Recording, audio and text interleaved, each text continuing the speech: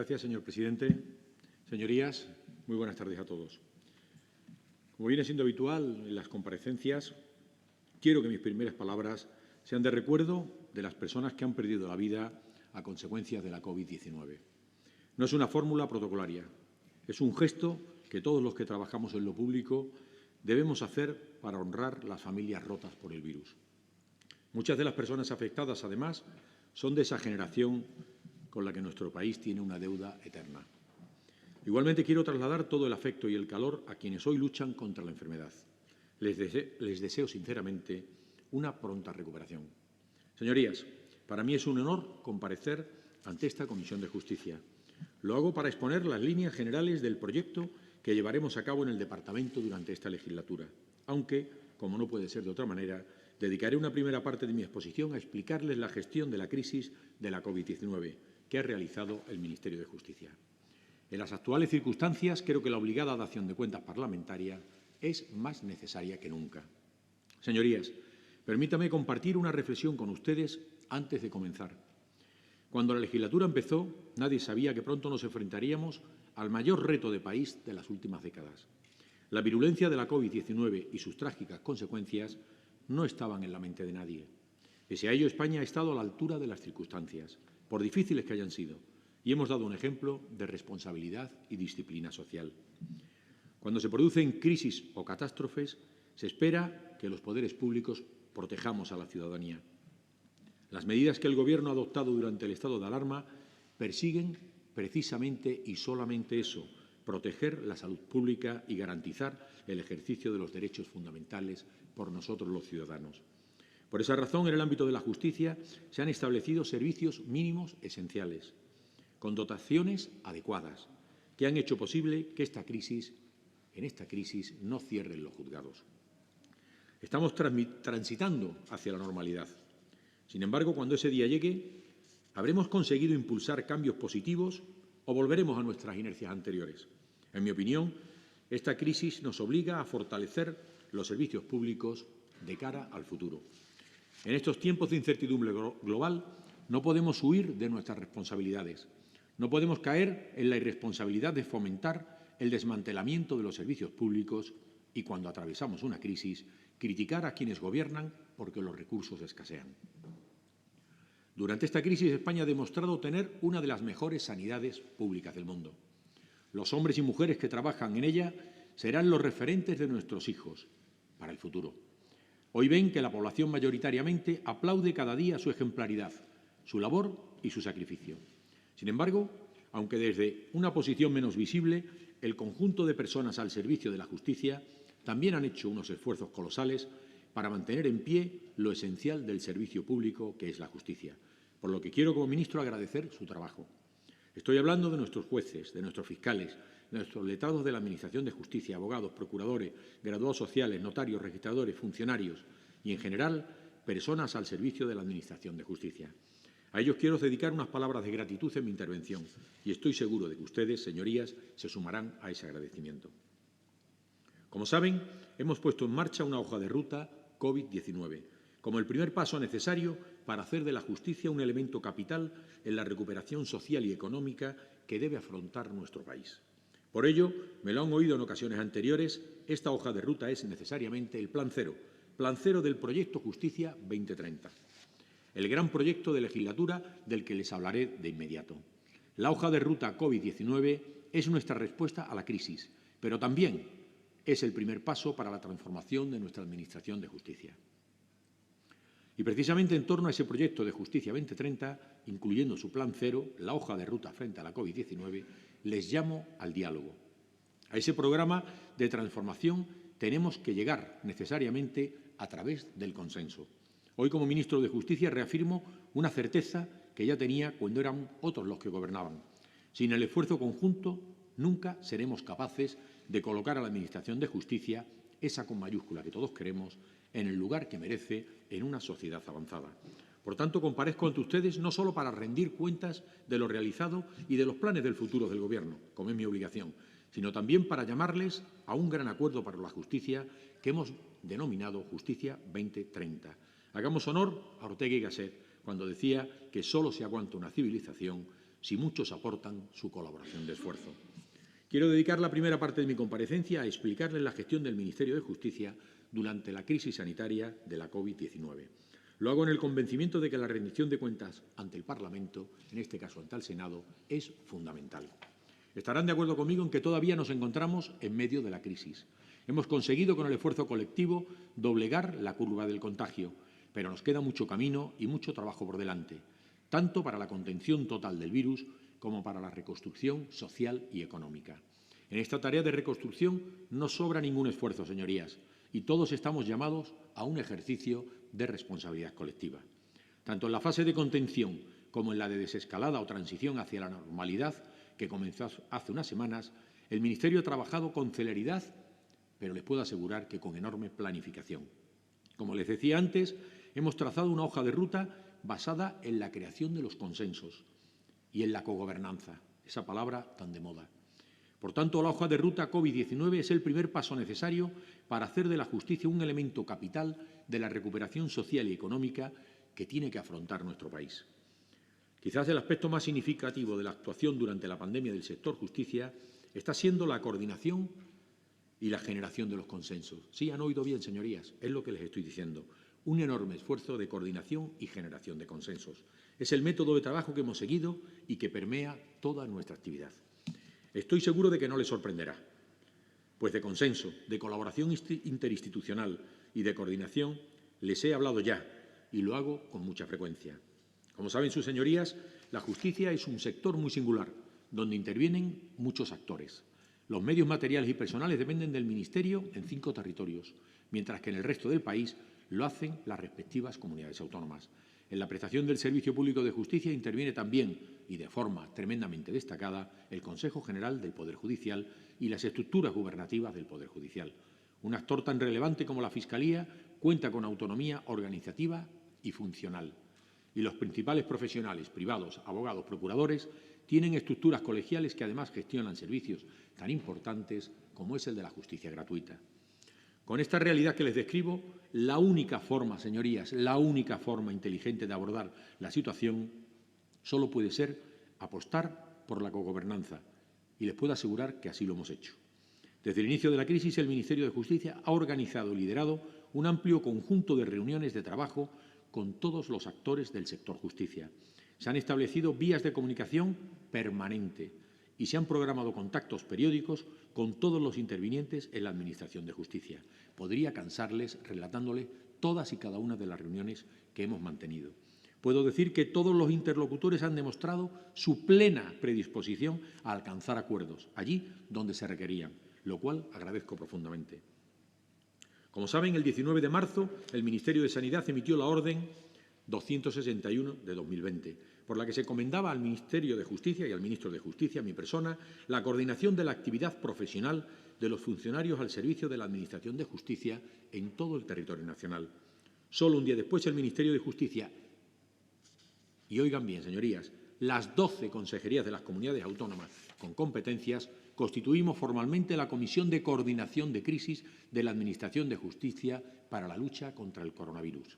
A esa comisión se han unido también el Consejo del Poder Judicial, el Ministerio Fiscal y, por último, el Consejo General de la Abogacía. Se trata de un mecanismo de coordinación reforzada que tiene por función principal consensuar actuaciones para la adecuada prestación de los servicios esenciales.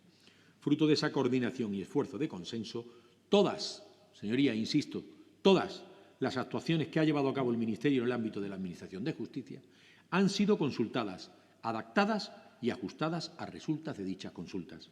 En suma, hemos acordado aspectos tan importantes como qué servicios se consideran esenciales y debían seguir pese al estado de alarma o las dotaciones de personal necesarias para esos servicios, así como sus siguientes modulaciones dinámicas de su medición, con una finalidad muy concreta: hacer estas dotaciones más efectivas. También han sido objeto de acuerdos las medidas sanitarias en las sedes judiciales o el establecimiento de quiénes debían acudir a su puesto de trabajo y quiénes y cómo podían teletrabajar. Quiero destacar la coordinación reforzada que hemos potenciado, pues no equivale a una centralización o injerencia, sino que responde a la necesidad de maximizar la eficiencia en el uso de la información, unificar el diagnóstico, 2 factores imprescindibles para dar una respuesta contundente a la crisis. Y les insisto, Entre todos lo hemos logrado.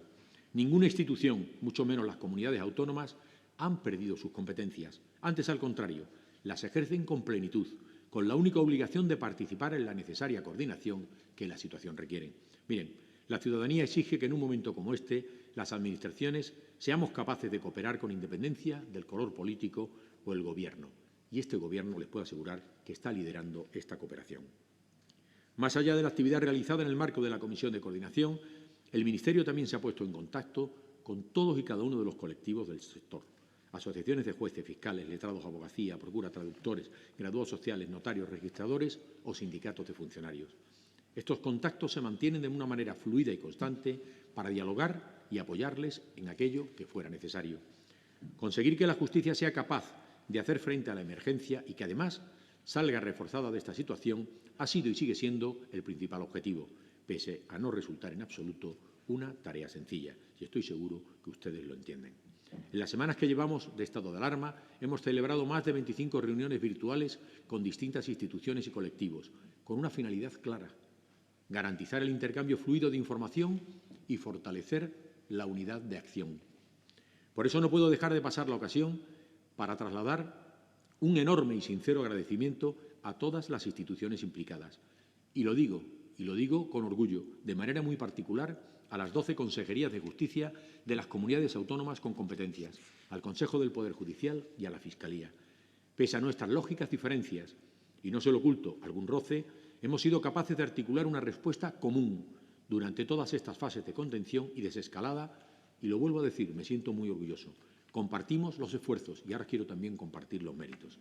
Señorías, he querido exponerles con cierto detalle los mecanismos de cogobernanza territorial que hemos puesto en marcha. Aquí, en el Senado, estas fórmulas de colaboración son especialmente importantes y, si me lo permiten, una de las grandes enseñanzas de esta crisis.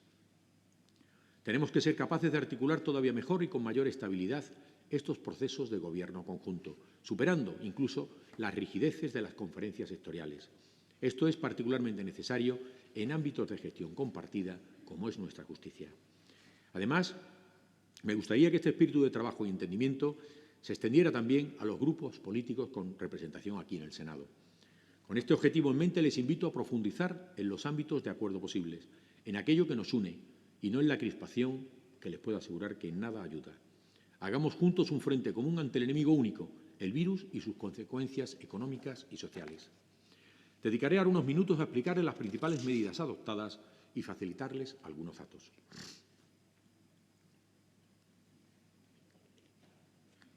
Como saben, la pandemia obligó a suspender plazos y procedimientos con carácter general. Pero hay cuestiones que no pueden esperar. Personas detenidas, internamientos forzosos, víctimas de violencia de género, menores en situación de desamparo o afectados por un conflicto colectivo. Hay vidas que dependen de la actuación de la justicia y en estos casos no podemos permanecer indiferentes. Así, desde el minuto 1 de la crisis, el Ministerio, de común acuerdo con el Consejo y la Fiscalía, fijó los servicios esenciales del sistema judicial durante la fase de contención. Al día siguiente, el mismo día 14 de marzo, en el que se declaró el estado de alarma, se establecieron en coordinación con todas las comunidades autónomas las dotaciones de esos servicios esenciales. Coincidirán conmigo en que la justicia es un servicio público esencial para el funcionamiento de una sociedad democrática. Decía Cicerón que la justicia es reina y señora de todas las virtudes. Por eso, en el marco de este sector, al igual que ocurre con otros, como el alimenticio o el transporte, debíamos garantizar un funcionamiento mínimo indispensable durante estas semanas. No podíamos echar el cierre e irnos a casa como si no pasara nada. Con esa idea, desde el primer momento de la crisis, hemos conjugado la necesaria protección de la salud de los trabajadores del sector justicia con la salvaguarda de los derechos y las libertades de los ciudadanos. Aunque la situación sea difícil, el Estado no puede ni debe descuidar su función de garante de los derechos individuales, y les puedo asegurar que no lo ha hecho. Así las cosas, nuestro objetivo fundamental ha sido mantener activas las estructuras institucionales necesarias que velan por los derechos de la ciudadanía. Establecer unos servicios esenciales que, pese al coronavirus, garantizan a la sociedad poder seguir contando con el servicio público de justicia siempre que fuese necesario y urgente. Pero, como es obvio, esta ingente labor de gestión y organización de los servicios en tiempos de crisis sanitaria ha tenido que hacerse dando absoluta prioridad a una sola cosa: la salud del personal. No me cansaré de decir que la seguridad laboral ha sido uno de los principales rectores de toda nuestra acción. Se trata de un ámbito que ha centrado buena parte de los esfuerzos. Como saben, la principal medida de protección ha sido y de momento va a seguir siendo el distanciamiento social. Por eso hemos impulsado una reducción de la actividad presencial muy significativa, quedando reducida incluso, y van a oír bien, en un 95% durante el momento más duro de la crisis. Además, el Ministerio, en el territorio que gestiona, ha realizado un importantísimo esfuerzo para mantener los máximos niveles de actividad. En un tiempo récord hemos habilitado 5.572 puestos de teletrabajo para jueces, fiscales, letrado de la Administración de Justicia, gerentes territoriales y de informática, así como para el Instituto Nacional de Toxicología y Ciencias Forenses. Además, hemos dispuesto de otros 1.757 puestos de teletrabajo habilitados para algo tan esencial como el registro civil. En paralelo, se han creado 117 salas de videoconferencia para facilitar la celebración de reuniones entre los juzgados de guardia y las comisarías de policía. También se han creado otras 16 para las fiscalías. Se ha facilitado el acceso remoto al sistema de gestión procesal Minerva, al de grabación de salas de vistas Efidelius y al sistema de comunicaciones electrónicas LESNET. En este punto cabe destacar que los servicios digitales se han prestado con el 100% de disponibilidad desde que se decretara el estado de alarma. Paralelamente, para quienes no podían realizar teletrabajo, hemos puesto en marcha un paquete global de medidas de protección en colaboración con las comunidades autónomas. El objetivo ha sido reorganizar las tareas y el entorno físico en las oficinas, protocolizar las actuaciones en el nuevo escenario y, sobre todo, distribuir equipos de seguridad y elementos de protección en todo el territorio nacional. Sí, han oído bien. El espíritu de estas medidas se encuentra recogido en la Resolución sobre Seguridad Laboral de la Administración de Justicia durante la pandemia COVID-19, que firmé el pasado 23 de marzo y que contó con un amplio consenso de las comunidades autónomas y de los sindicatos. El pasado 8 de mayo adaptamos también un esquema de seguridad laboral y un plan de desescalada en la Administración de Justicia que amplía esta actividad de coordinación una vez consensuado con dichos actores. Me gustaría detenerme un momento en las cuestiones de los equipos de protección individual, los llamados EPIs. A nadie se le escapa la importancia que tienen y las dificultades que hemos tenido todos los países para abastecernos.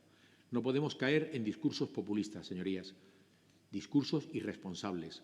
Insisto, todas las administraciones, dentro y fuera de España, han tenido dificultades enormes en la obtención de los EPIs. Ahora bien, considero que podemos estar razonablemente satisfechos del trabajo realizado.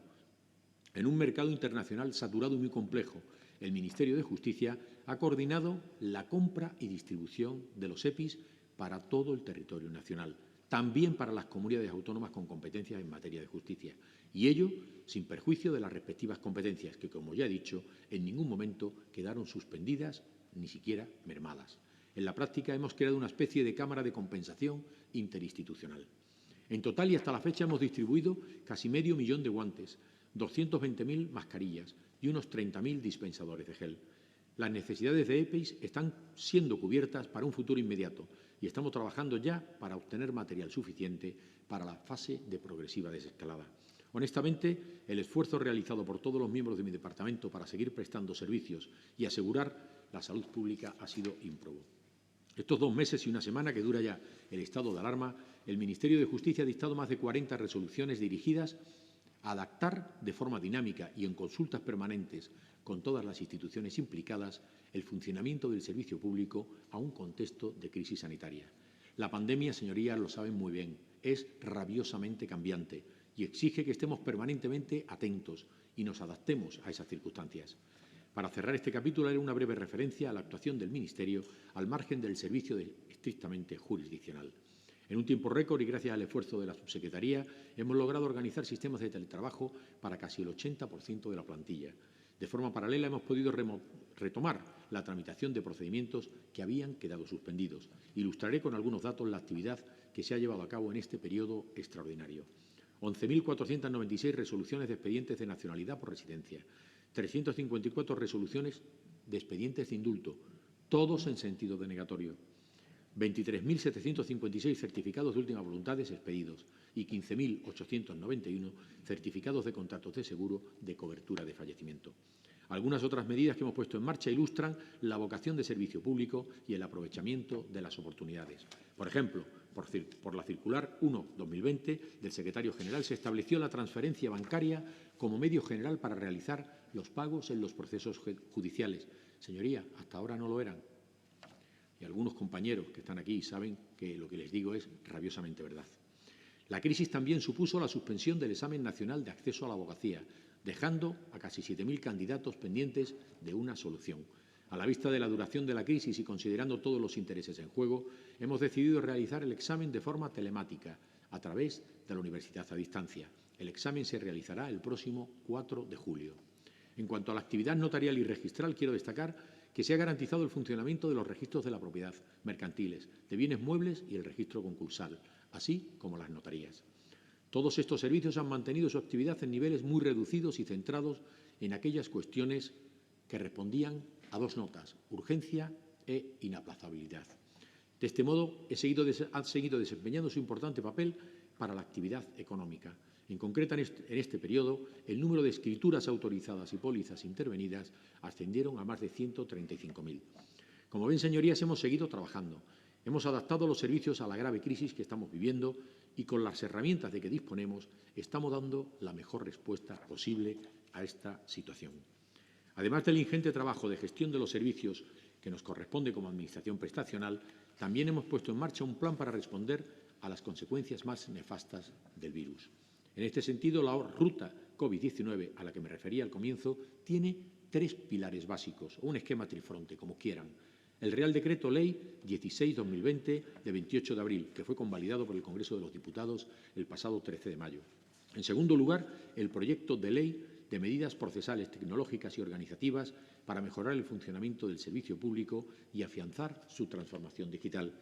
Y, por último, los planes de choque en distintas jurisdicciones para abordar la situación generada por el parón de actividad y sus consecuencias económicas. Esta es la hoja de ruta que, a través del consenso, nos permitimos poner en marcha y que supongan la transformación y el comienzo de Justicia 2030. Todas las medidas son un conjunto de piezas de un puzzle y les puedo asegurar que encajan sus piezas. Del decreto ley hemos hablado largo y tendido estos días. La semana pasada, como saben, se discutió y se aprobó su convalidación en el Congreso de los Diputados. Estamos trabajando en el despliegue de las medidas que contiene y, de una manera particular, la gestión en la cogobernanza de las distintas fases de la desescalada. En la última Comisión de Coordinación de Hechos acordamos con todas las comunidades autónomas y los demás actores implicados mantenerlos en la fase 1. Les puedo asegurar que las 12 comunidades autónomas prestaron, pese al voto de algunos de los grupos parlamentarios en el Congreso, un apoyo y un refrendo enorme al cumplimiento de este Real Decreto, que fue el decreto de todos, como presenté en el Congreso. Señorías, las plantillas actuales, en esta fase 1 que hemos decidido no alterarlas, y este viernes tenemos la valoración, situarnos entre el 30 y el 40%. Iniciamos la reactivación, la normalidad. Otras medidas importantes, como sin duda saben, son las que facilitan los actos procesales por videoconferencia, la posibilidad de crear juzgados COVID o las necesarias medidas organizativas relativas a la extensión de días hábiles en agosto, turnos de tarde o flexibilidad entre órganos judiciales. Todo ello, todas ellas, herramientas puntuales para tratar de responder mejor a la crisis. Permítanme destacar en este punto un aspecto con especial relevancia territorial. Me refiero al registro civil. El decreto ley incluye una ampliación de la vacatio legis de la ley de 2011.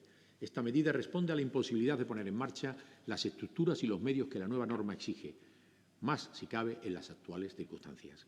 Pero no es el único motivo. La citada norma, como saben, preveía la desaparición de la mayoría de las oficinas del registro civil, más de 8.000 actualmente, lo que en modo alguno podía suceder de una manera abrupta.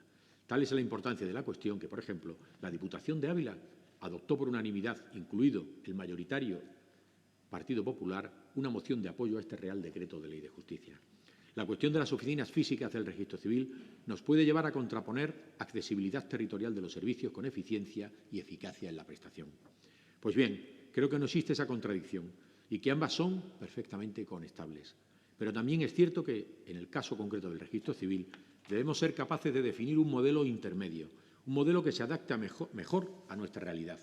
Por eso aprovecharemos este periodo de vacatio legis para reformar parcialmente la Ley del Registro Civil de 2011, adaptando algunas de las exigencias a nuestras capacidades y necesidades actuales. Y, como no puede ser de otra manera, será una reforma para la que procuraremos el más amplio consenso.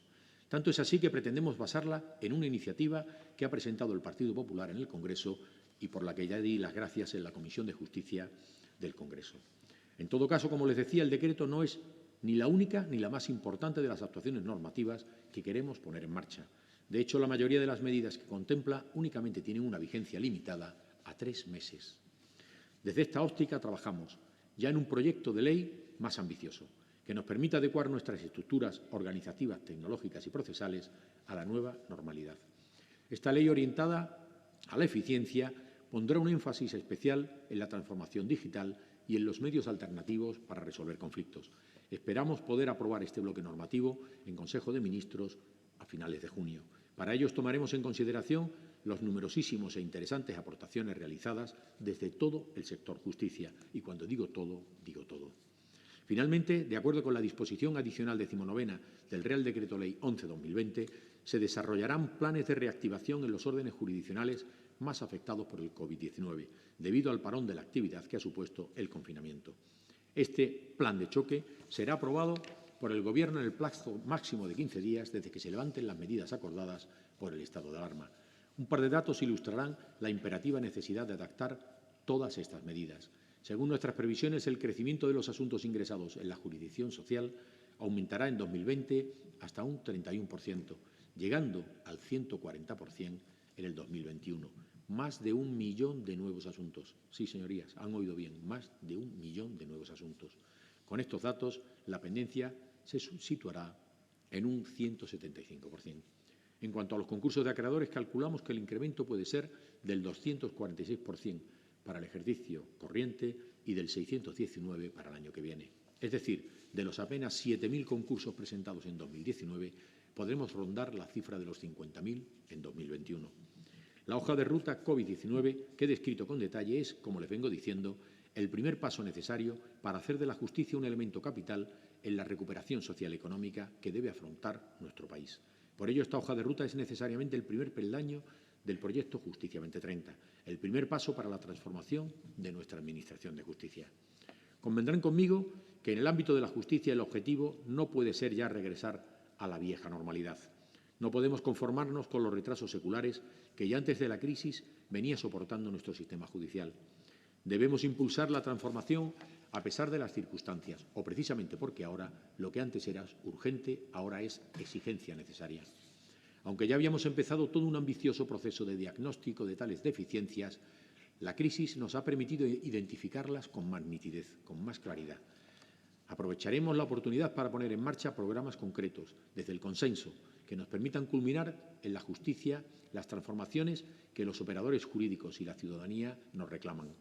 Dedicaré esta segunda parte de mi comparecencia a explicarles los pilares centrales del proyecto, cuyo nombre espero ya les resulte familiar: Justicia 2030.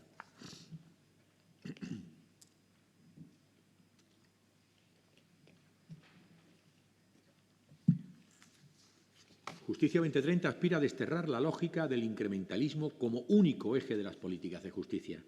Tenemos que ser más eficientes. Las dolencias que afectan a nuestro sistema de justicia son muchas y, sobre todo, son enormemente variadas. Algunas de ellas incluso se han cronificado.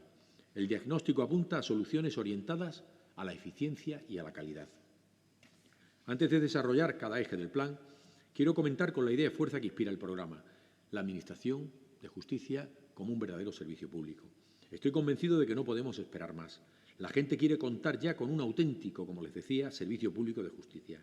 Y eso solo será así cuando se empiece a percibir como algo propio y como algo cercano. En definitiva, la justicia debe ser, como expresaba la Constitución gaditana del 12, pronta y eficaz.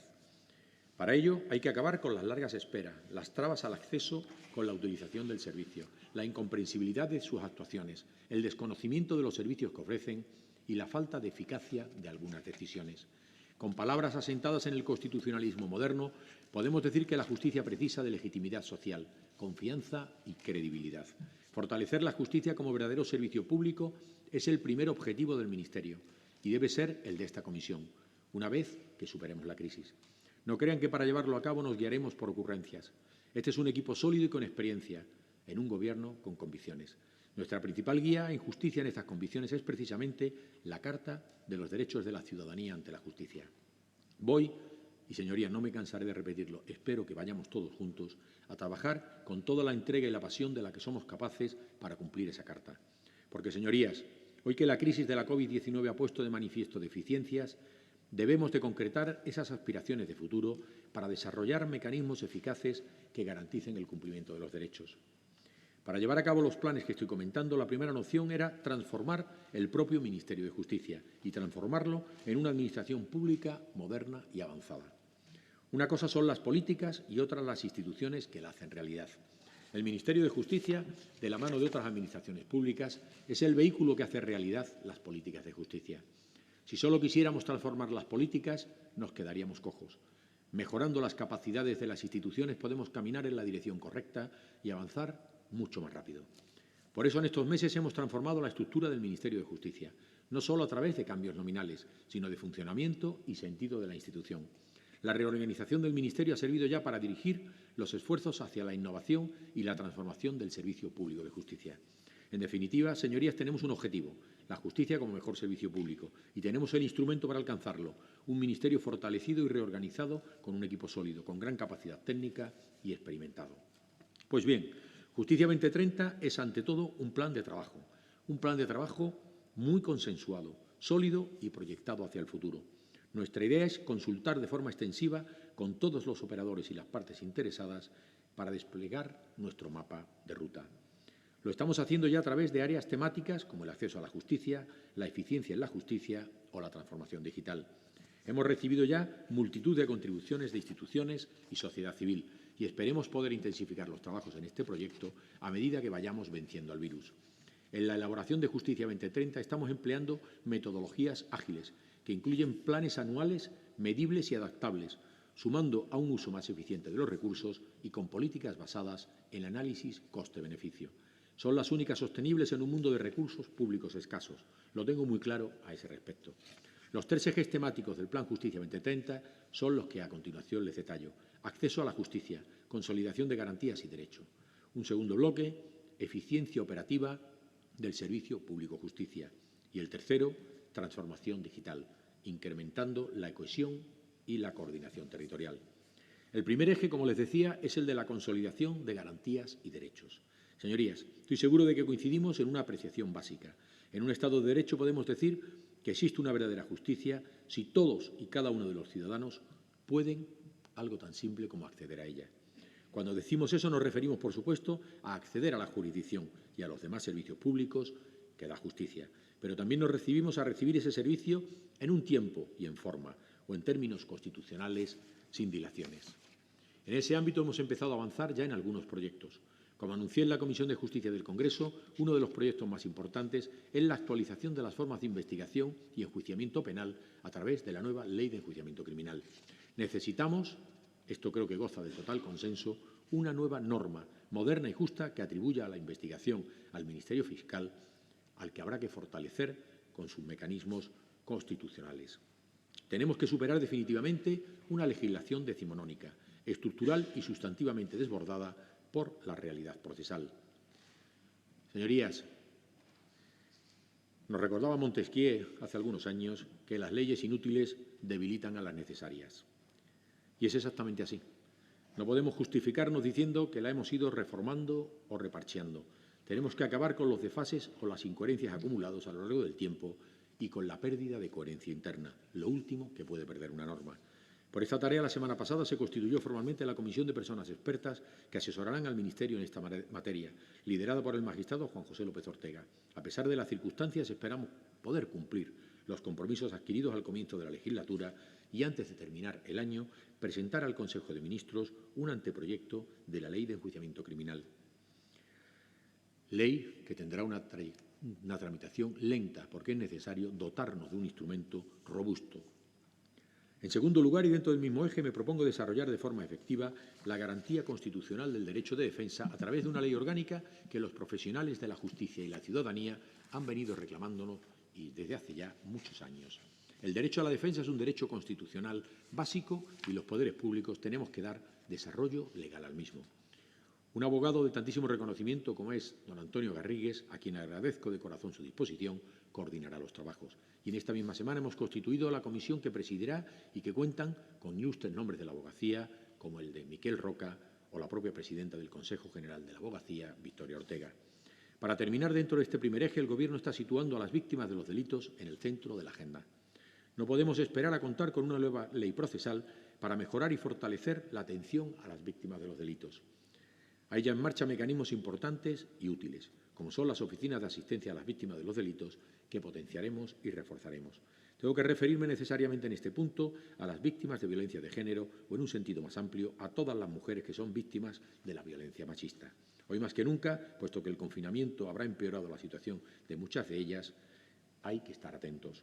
De hecho, sabemos que la violencia de género mantiene un incremento sostenido, aunque leve, en los últimos años. Apenas un 2% en 2019 respecto al año anterior, por ejemplo. Sin embargo, los datos del Registro Central del Ministerio muestran que esa violencia no está aflorando igual en este periodo de alarma. Así, por ejemplo, durante los meses de marzo y abril se han dictado más de 4.300 órdenes de protección, pero la cifra es un 37% menos que el año pasado.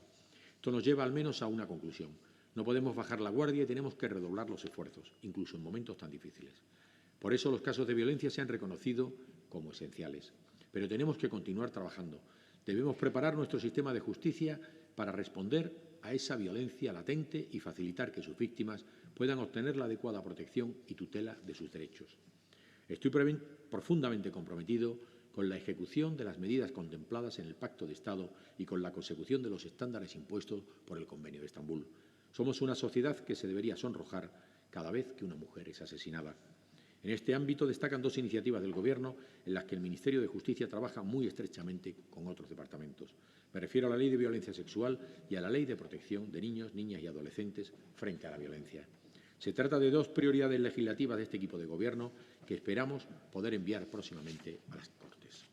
Con esto, señorías, paso al segundo eje, que, como hemos denominado, significa la promoción de la eficiencia operativa del servicio público. Trabajo en y para la justicia desde hace más de 30 años. Me he asomado a la justicia desde muchos ángulos y esa visión poliédrica del sector me ha permitido formar una mirada propia y espero que bastante completa, pero en cualquier caso respetuosa con todos los puntos de vista de los distintos operadores jurídicos, de los poderes del Estado y de las distintas administraciones. Por eso la filosofía que tengo con este eje del plan es tan sencilla y tan ambiciosa como desarrollar el derecho a una justicia de calidad, eficaz y en plazos razonables. A lo largo de los años he aprendido y sigo aprendiendo que las posiciones maximalistas llevan a la melancolía. Por supuesto, hay que tener horizontes ideales, pero es fundamental plantearse objetivos realizables, tangibles. Por eso les propongo medidas concretas. Implementaremos de forma completa y definitiva el proyecto de oficina judicial. Consolidaremos un proyecto de expediente judicial digital que sea seguro y accesible. Y, por último, intentaremos las plataformas de gestión procesal para preservar la eficiencia del sistema y la integración territorial. Sé que no parecen medidas novedosas, pero tenemos la obligación de culminar con éxito estos 3 proyectos. Si logramos completar estas medidas de eficiencia operativa, nuestra Administración de Justicia dará un giro copernicano y un salto que me atrevería a calibrar y a calificar de gigante. En este eje, nuestra aspiración es desarrollar y poner en marcha los tribunales de instancia, el corolario lógico y necesario de la oficina judicial. Los tribunales de instancia permitirán revertir gran parte de las ineficacias de nuestro sistema, permitiendo una organización de la Administración de Justicia de proximidad, de calidad y adaptada a las necesidades de nuestra ciudadanía. Buena parte de las medidas proyectadas en este eje son ahora mismo la primera línea de respuesta frente a los efectos de la pandemia en la justicia. Por eso estamos acelerando los trabajos para poner en marcha algunas de ellas y hacerlo cuanto antes. La ciudadanía no puede esperar más, dadas las circunstancias, para que llevemos a cabo la transformación de nuestro servicio público de justicia. El último de los ejes es el de la transformación digital. Tengo que confesarles que dirigir este departamento en una crisis de primera magnitud, como ha sido la COVID-19, me ha dejado sensaciones muy contradictorias respecto a los avances digitales. Por una parte, el despliegue tecnológico que el Ministerio ha hecho estas semanas, como les he detallado hace un momento. Es más, y lo digo, es más que satisfactorio, teniendo en cuenta la situación previa y el corto periodo de respuesta.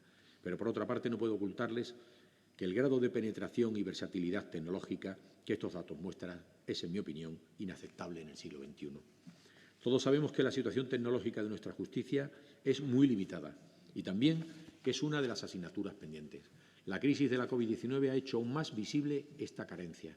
Tenemos que hacer que la crisis sirva para un proceso inevitable, y, sobre todo, para convencer a todos los actores implicados de necesidad de avanzar de manera decidida hacia una transformación del sistema que pivote sobre un uso más integrado y estructural de nuestras herramientas informáticas. Considero este último punto fundamental, especialmente en un país territorialmente tan diverso como es el nuestro.